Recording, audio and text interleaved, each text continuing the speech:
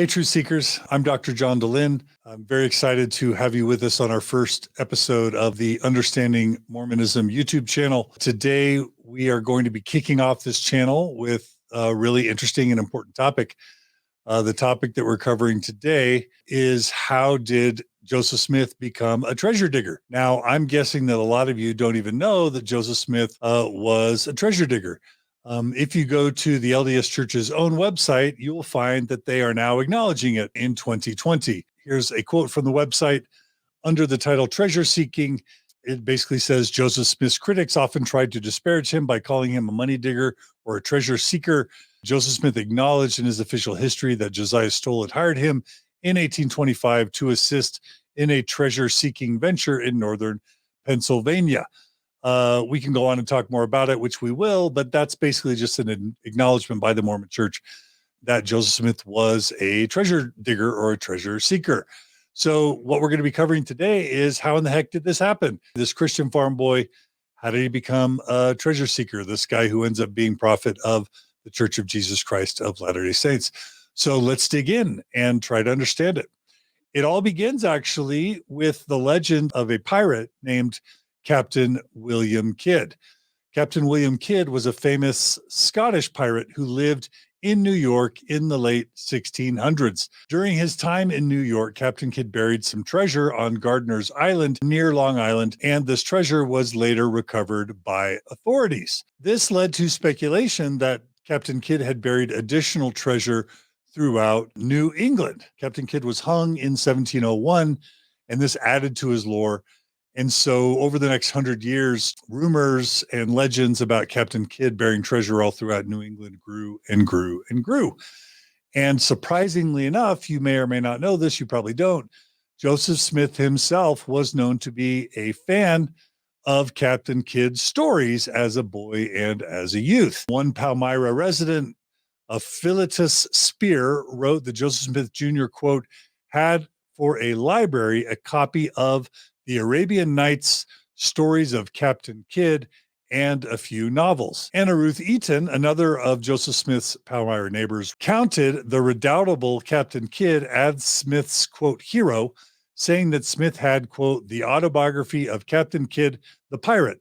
This work was eagerly and often perused, I'll add, by Smith. So we have several neighbors tying Joseph Smith specifically to Captain Kidd. The next point 3, is that treasure digging was super popular in Joseph Smith's day throughout New England. And if you don't believe me, let's read from the Palmyra Register in 1825, where they write, quote, we are sorry to observe, even in this enlightened age, so prevalent a disposition to credit the accounts of the marvelous, even the frightful stories of money being hid under the surface of the earth and enchanted by the devil or Robert Captain Kidd, there's his name again, are received by many of our respectable fellow citizens as truth. So there you have it, the Palmyra Register acknowledging that treasure digging was going on all throughout Palmyra, specifically during Joseph Smith's time. Point number 4 is that Joseph Smith Sr. and his family were heavily involved in the practice of treasure digging. Joseph Smith Sr. told James C. Brewster in 1837, quote, I know more about money digging than any man in this generation, for I have been in the business more than 30 years. Another neighbor of the Smith family, Peter Ingersoll, wrote that, quote, the general employment of the Smith family was digging for money. So these are people who were neighbors of the Smith family. They knew Joseph Smith Sr., they knew Joseph Smith Jr., and we have them on record saying that the Smith family was heavily engaged in treasure digging. The next way that we know that Joseph Smith became a treasure digger was, number 5, a Smith family neighbor, Sally Chase, was a well-known treasure seeker. And if you read Dan Vogel's book, Joseph Smith, The Making of a Prophet, in that book, he writes, quote, among Sally's patrons was young Joseph Smith. Before procuring his own seer stone in 1822, Joseph also reportedly asked Sally to look into her stone for hidden treasure. Joseph's patronage was short-lived, however, for his admiration soon turned to imitation. So originally, Joseph Smith kind of followed Sally Chase as a treasure digger, And then eventually he decided to become one himself.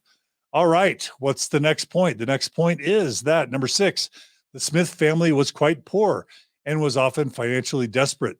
Treasure digging was a way to make money. And that's kind of just self-explanatory. If you read about the Smith family in Joseph Smith, Rough Stone Rolling, for example, in Dan Vogel's book, you'll find out that the Smith family tried and tried again to be successful farmers. They kept failing. Their family went bankrupt at one point. They even lost their home or their land several times, and they were just poor. And treasure digging became a way for Joseph Smith Jr. and Sr. to support the family. That's just the way that it was. All right, number 7. Once Joseph Smith Sr. and Joseph Smith Jr. began telling people that Joseph Smith had the power to find buried treasure, certain wealthy but superstitious men wanted to hire Joseph Smith to find treasure for them. And a name that will be familiar to many of you is Martin Harris. And here's a story about Martin Harris coming from D. Michael Quinn's book, Early Mormonism and the Magic Worldview. It says, quote, this is Martin Harris. 3 of us took some tools to go to the Hill Cumorah and hunt for some more boxes or gold or something. And indeed, we found a stone box. We got quite excited about it and dug quite carefully around it. And we were ready to take it up, but behold, by some unseen power, it slipped back into the hill. We stood there and looked at it, and one of us took a crowbar and tried to drive it through the lid to hold it, but it glanced and broke one corner of the box. So that's Martin Harris, one of the 3 witnesses of the Book of Mormon, talking about one of his experiences treasure digging with Joseph Smith, even near the Hill Cumorah. There are lots and lots of other examples. Point number 8, with the death of Joseph Smith's brother Alvin, the Smith family became even more financially desperate. And to give you just one example or evidence, Dan Vogel writes in his book about Joseph Smith, by the fall of 1825, the Smiths were being hounded by creditors and were on the verge of losing house and farm. So indeed, it got super desperate. With the Smith family, they needed a way to make money. And that money came thanks to someone who heard about Joseph Smith. After Alvin's death, number 9, Joseph Smith Sr. and Jr. were invited to Harmony, Pennsylvania to help Josiah Stoll search for a secret silver mine. Again, if we read in Dan Vogel's book about Joseph Smith, it says, quote, a possible solution to the poverty came through a new acquaintance, Josiah Stoll, who was a well-to-do farmer who had just spent the previous summer with other men in northeastern Pennsylvania digging for a lost Spanish mine. Stoll made the long journey to upstate New York in part, quote, with the view of getting Joseph to assist him in digging for a silver mine, on account of having heard that he possessed certain keys by which he could discern things invisible to the natural eye. So that's point 9. Point 10 is just a note of interest that I think everyone should know, and that will become a lead into other segments where we discuss Joseph's treasure digging more. What we learn in point 10 is that Joseph Smith met his future wife, Emma, and his future father-in-law, Isaac Hale, while treasure digging for Josiah Stoll near Harmony, Pennsylvania.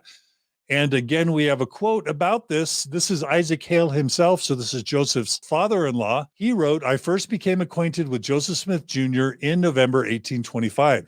He was at that time in the employ of a set of men who were called money diggers, and his occupation was that of seeing or pretending to see by means of a stone placed in his hat, and his hat closed over his face.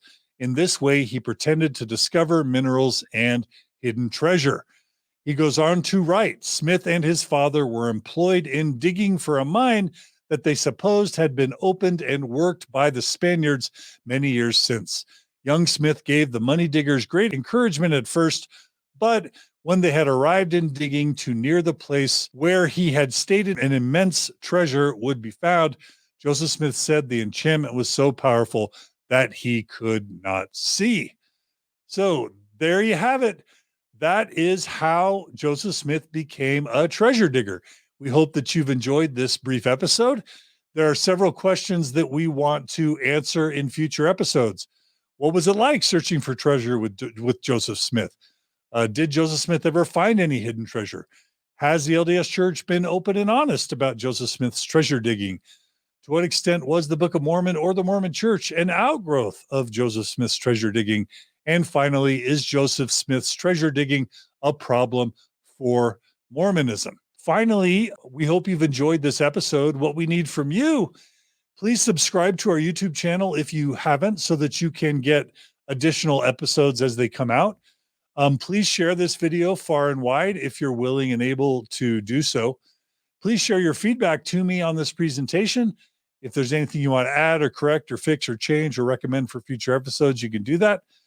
We are seeking writers and designers to put together other 5 to 20-minute scripts, little PowerPoint presentations to go along with the scripts. Please email us at understandmormonism@gmail.com. It's not Understanding Mormonism. The YouTube channel is Understanding Mormonism. The email is understandmormonism@gmail.com. And give us any feedback you have. Please join us again soon for more episodes of Understanding Mormonism on this YouTube channel. Thanks, Truth Seekers. Take care, and we'll see you again soon.